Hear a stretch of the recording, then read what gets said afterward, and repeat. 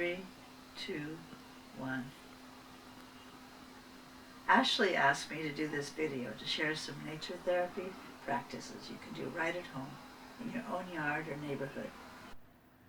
I don't know about you, but as I've spent more and more time in my house, I've come to appreciate the spaces where we spend our time as potential nurturers of our souls. Good morning, this is Lori, and I'm in the woods, obviously.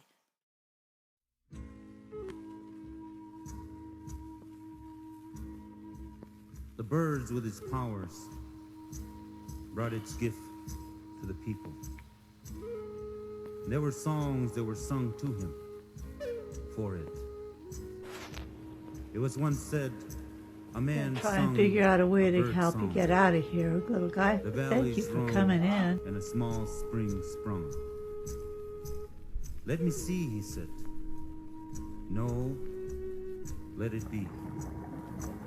The man grew, and the birds flew. With the valleys too, the waters turned blue. Let me see, he said. No, let it be. Shoo-woom, shoo-woom. Experiencing your home as a sacred space. Ashley asked me to do this video to share some nature therapy practices.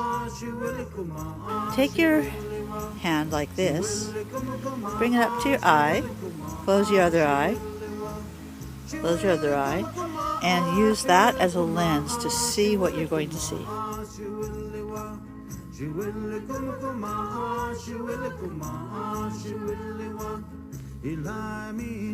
I'll be drawing from forest therapy practices and applying those to our experience of home. The forest is a home. It is home and sanctuary to plants, to animals, to the elements, and to humans. When we do forest bathing or forest therapy, we enter this home asking permission to appreciate its hospitality, using our five senses to bathe in its beauty. Let your home be your forest and explore it as though you were taking a refreshing walk in nature. During this time of confinement to our homes, we can enter them, seeing them as a sanctuary and appreciating their hospitality. We can do home bathing or home therapy, using our five senses to bathe in its beauty. A lot of what I do with people in the forest could be seen as helping them to create reference points or triggers or sacred moments using their senses. An experience which the person can return to again and again in their imagination, and each time they do so, they can remember and deepen their initial experience. So I'd like to take you on a little adventure, building some memories that you can return to know that sense of connection. I'll be sharing 5 practices, 5 meditations. Take these suggestions, play with them, turn them around and make them your own. And please, if you want to, share your aha moments during the Wellness at Home conference calls. First meditation, the 5 senses at home meditation. At home therapy can incorporate journeys to your yard and neighborhood. Take a stroll around your yard, being sure to notice what comes to you from each of your senses. The beauty of a pink camellia against its glossy green leaves, the sound of a chickadee in the tree, or, in the case of my yard, the many helicopters that fly over each day, the smell of a lavender plant as you gently rub its leaves, the feel of the rough bark of your birch tree, or the taste of sun tea made from edible parts of plants from your garden. Granddaughter, the water can hear you. The water has memory. This particular song was written by a group of Ojibwe women for an international women's conference. It is meant for women and children to sing to heal the earth, but I think anyone who has a mother or a daughter or a friend who are women could also sing it. Nibi, Nibi, Wabo, Wabo, Endayan, Endayan. Nibi wabo endayen aki mismi nibi wabo heya heya heya hey heya heya heya oh. Water is the life's blood of our mother, the earth. Water is the lifeblood of our own body. Nibi wabo endayen aki mismi nibi wabo heya heya heya hey heya hey. So earlier today, we took a little walk through the garden and chose some plants that I know that are edible. You might want to do a little research, make sure that what you have in your yard is edible. Some of the ones that I included are camellia, willow, birch, lavender, dead nettle, and rosemary, and blackberry leaves. Finally, a good use for those Himalayan blackberry leaves. They are a member of the rose family and really good for you. So I washed them off and put them into an infusion basket, and I'm going to just let this sit for about maybe half an hour or so. Doesn't take very long. And then when it's done, you can sit and enjoy the fragrance and the flavor of your garden. Again, forest bathing at home, engaging all of your senses, and in this case, as you pick them, you can smell them, so it's the fragrance and the taste, as well as the beauty of each individual plant. I don't know about you, but as I've spent more and more time in my house, I've come to appreciate the spaces where we spend our time, whether it's our home or our workspace, as potential nurturers of our souls, similar to the benefits of forest therapy, whether that space is your home or your workspace. So I'd like to pivot this discussion and call it place or home therapy, or perhaps sacred point of view. And by the way, I'll be using the terms forest therapy, nature therapy, Shinrin Yoku, sacred point of view, or place or home therapy interchangeably. So first of all, I want to acknowledge the role that Alderbrook as a place has played in developing these meditations that I'll be sharing with you. Those of us who work at the resort know that a feeling of connection pervades this space. The water, the special spots inside the building and around the buildings, the hospitable staff, the mountains, the fresh air, and the forest all contribute to leaving people with a sense of deep ease and connection to the natural world. Similar, right now, we are all spending a lot more time than usual at home. In this video, I'm suggesting that you can use this time to create a sense of deep ease and connection to the natural world, similar to what our guests receive from us. Spending time with your home, your yard, and your neighborhood can reinforce your sense of the sacred. I'll be sharing a few simple practices that you can try, but keep in mind that nature gives her gifts in so many ways. And once you start to explore your beautiful home, finding the ways in which your space nurtures your soul, a lot of new ideas will come to you. And it would be really fun if you could share those with us if you choose to join the Wellness at Home conference calls.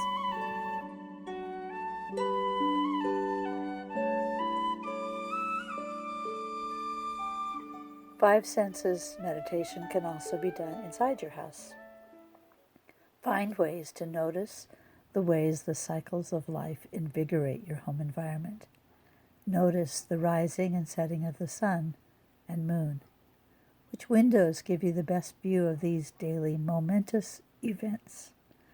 What natural textures surround you that you can touch and appreciate?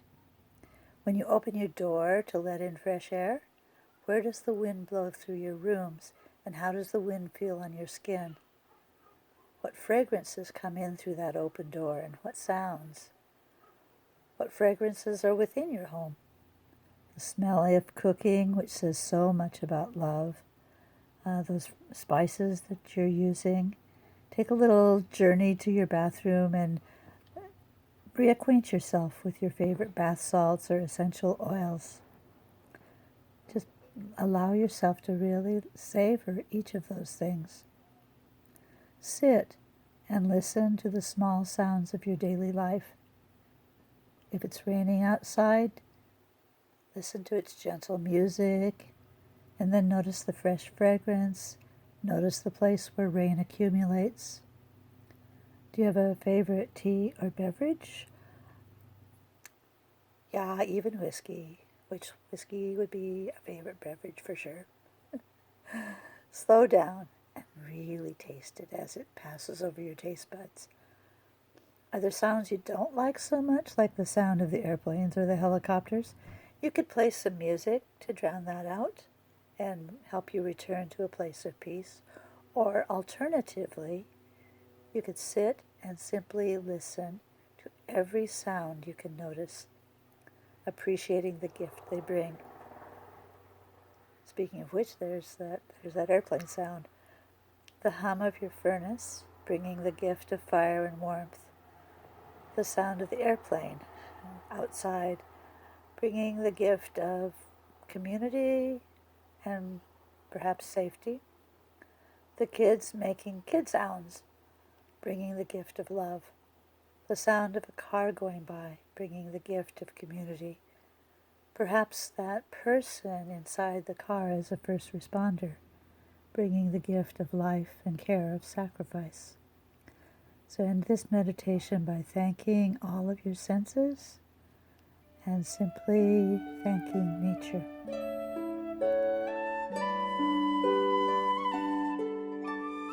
Second meditation, I call the Water is Life meditation. This came to me one day as I was washing my hands, and I thought, man, we are washing our hands a lot recently.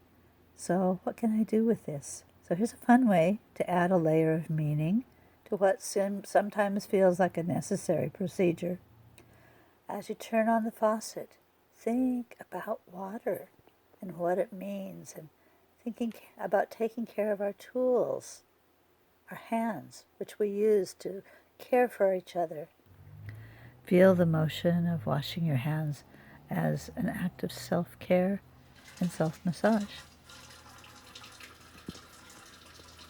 Water is life. It is one of the four elements.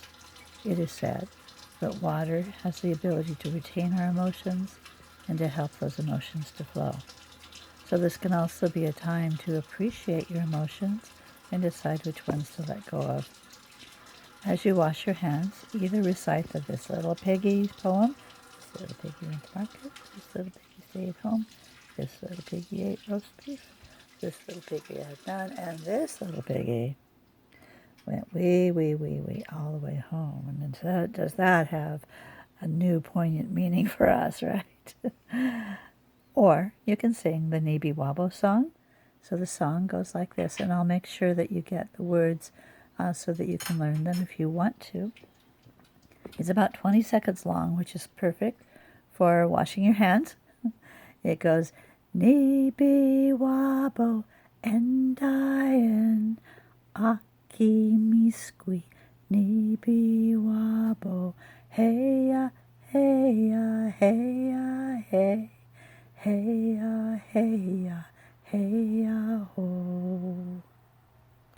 I particularly like this song because it reminds me of Alderbrook. There's a group of elder trees, and the elder trees are used for making sticks that are used to make the rhythm for this song. So when I walk by them, I stop and I sing with them, and then when I get to my massage room and while I'm preparing towels, I sing it or hum it to myself. So you can use it anytime you're using water. Like maybe you're going to make spaghetti tonight and you're putting the water in the pot, and all of a sudden you think, oh, I should sing that song because I'm caring for my family right now, or I'm caring for myself right now. So you can use that song. You can use any song that you can think of that has water in it. You know, Proud Mary or Old Man River or Singing in the Rain, whatever, really works for you. Basically, the thing is you're using the song to help you make sure you wash your hands long enough and to remind yourself that you're caring for other people, and also to remind you that you're caring for the earth and the water of the earth. Have fun with it. And as at the end, just thank the water, and there you are. That's the Water is Life meditation.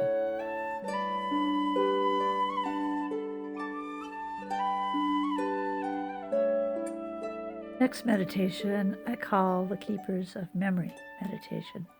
Your home and your yard are full of objects that hold memories. They can be like triggers or frames of reference that can take you back to a particular experience. So look around and find an object that calls to you. So pick it up if you can. Sit with it. Feel its weight. Feel its texture. Notice its colors. Its just everything about it. Just sit with it.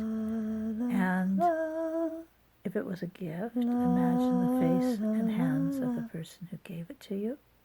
If it's associated with a particular event, go back in memory to that event. Remember those feelings and that experience. La la la la. La la la la. La la la.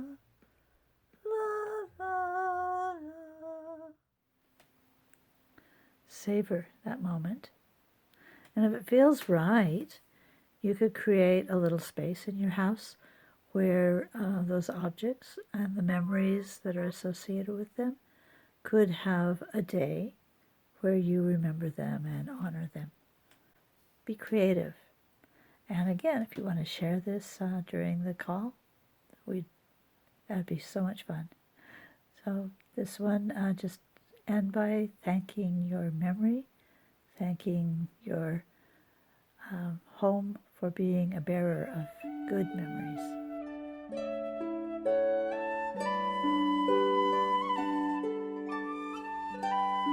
Home as connection to nature meditation.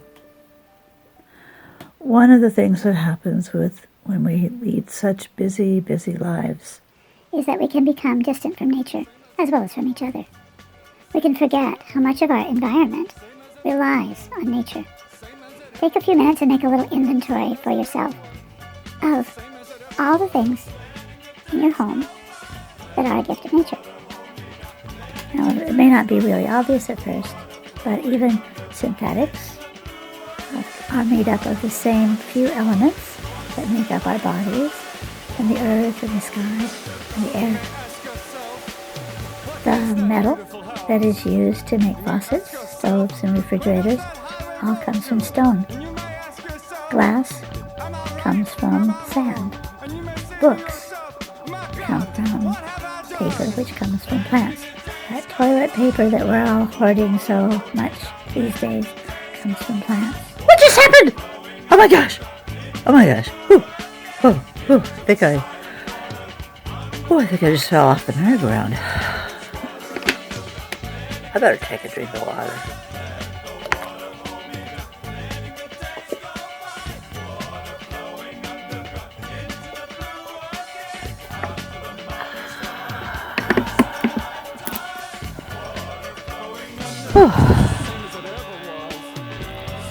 That's better. The water that flows from our faucets is brought to our homes through pipes. Plastic, again, thinking of the elements. And those plastics are made up of the same elements. Or some pipes are made of metal, again, back to the stones. Each piece of our sanctuary home can connect us back to nature. And once we begin to experience our spaces this way, once we begin to understand how much we owe to nature, we may enter into a deeper relationship and experience reciprocity, that sense of I give and nature gives. We are part of nature. As part of nature, we give and we take. We breathe out CO2, the oxygen. The trees turn that into oxygen and breathe it back to us.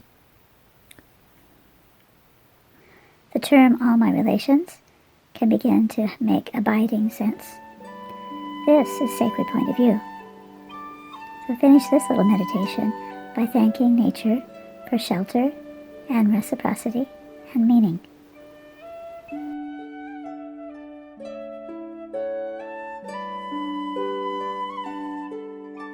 The sacred space meditation.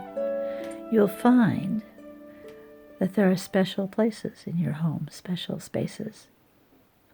Notice where you tend to land. Is there a place in your kitchen where you tend to stand while you're cooking or getting your coffee? Does this place give you a view? Maybe a place where you can watch your family? Every house has a comfortable place to sit somewhere. This is my comfortable place to sit. I like to sit here and think or work on crafts or read, or a lot of times, especially when the little birds come and start flitting around the camellias outside, I like to sit and watch the birds. There's a hummingbird.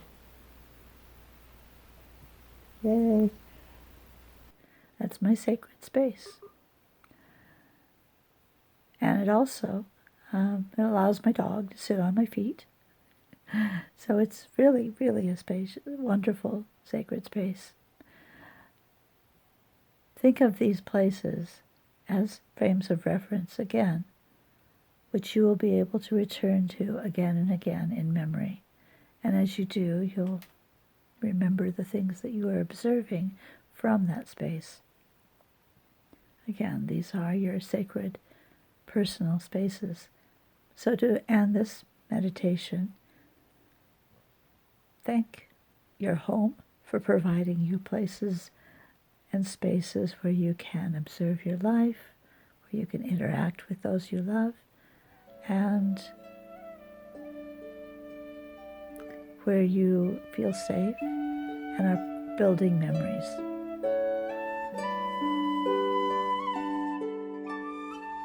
Enjoy this video as much as we've enjoyed making it.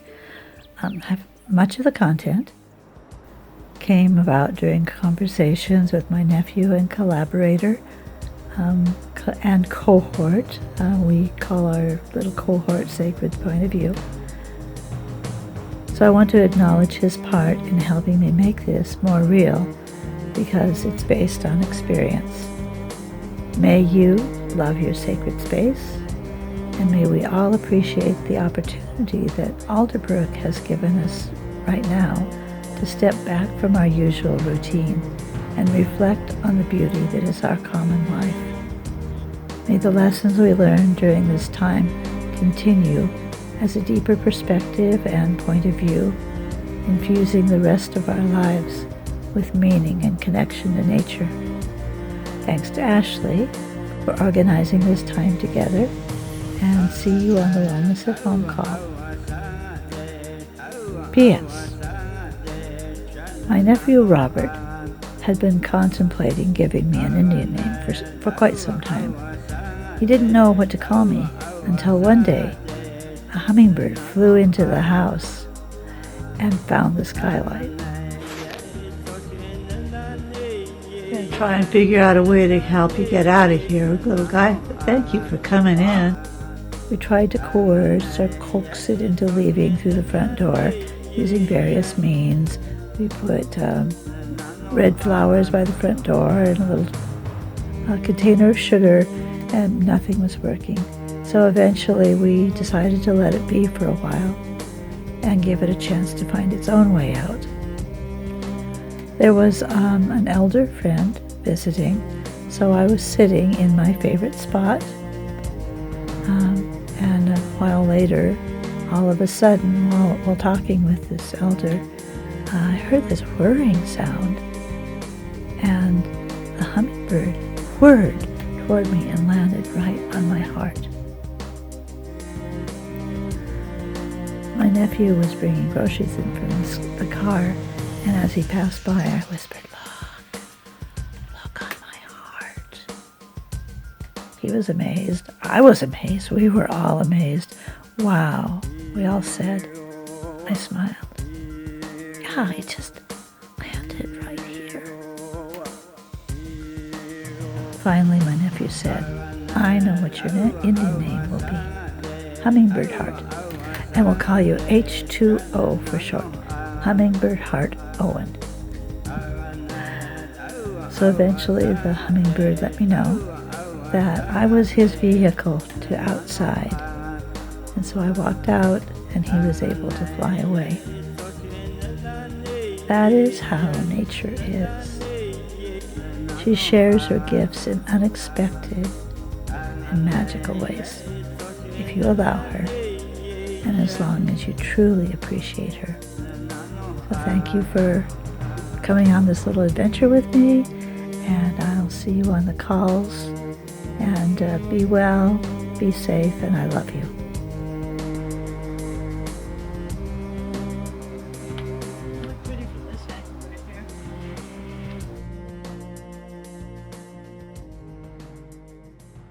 Tell you when to start. Go ahead. So in my house, I have a place where I sit, and sometimes I sit and think, and sometimes I sit and